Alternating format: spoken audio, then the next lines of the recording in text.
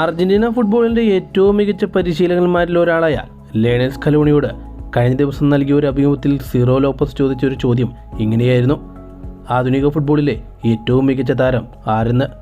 ഉടൻ തന്നെ അദ്ദേഹം അതിന് മറുപടി പറഞ്ഞത് ഇങ്ങനെയായിരുന്നു: ഒന്നല്ല 4 താരങ്ങളെയാണ് ഞാൻ തിരഞ്ഞെടുക്കുന്നത്. ഫ്രഞ്ചിൻ്റെയും റിയൽ മാഡ്രിഡിൻ്റെയും മുന്നേറ്റ നിര താരമായ കിലിയൻ എംബാപ്പയാണ് അദ്ദേഹം ഏറ്റവും മികച്ച താരങ്ങളിൽ ഒരാളായി സെലക്ട് ചെയ്തത്.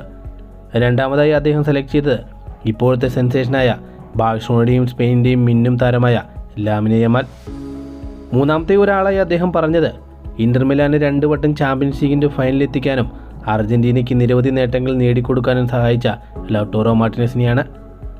നാലാമത്തെയായി അദ്ദേഹം പറഞ്ഞത് ജൂലിയൻ അൽവാരസ് എന്ന അത്ലറ്റിക്കോ മാഡ്രിഡിൻ്റെയും അർജന്റീനയെയും യുവ സ്ട്രൈക്കറെയാണ്. എന്തുകൊണ്ടാണ് നിങ്ങൾ ലയണൽ മെസ്സിയെ ഈ ലിസ്റ്റിൽ തിരഞ്ഞെടുക്കാത്തത് എന്ന് ചോദിച്ചപ്പോൾ അദ്ദേഹം അതിന് മറുപടി പറഞ്ഞത് ഇങ്ങനെ: ലയണൽ മെസ്സിയെ ഞാൻ ഈ കൂട്ടത്തിൽ ഉൾപ്പെടുത്തുന്നില്ല. കാരണം ലയണൽ മെസ്സി എന്നാൽ ഫുട്ബോൾ ലോകത്തെ ഏറ്റവും മികച്ച താരമാണ്. ഫുട്ബോൾ ഉള്ളിടത്തോളം കാലം ലയണൽ മെസ്സി തന്നെയായിരിക്കും ലോക ഫുട്ബോളിലെ ഏറ്റവും മികച്ച താരം. അതുകൊണ്ട് ലയണൽ മെസ്സി കമ്പാരിസൺ അർഹിക്കുന്നില്ല.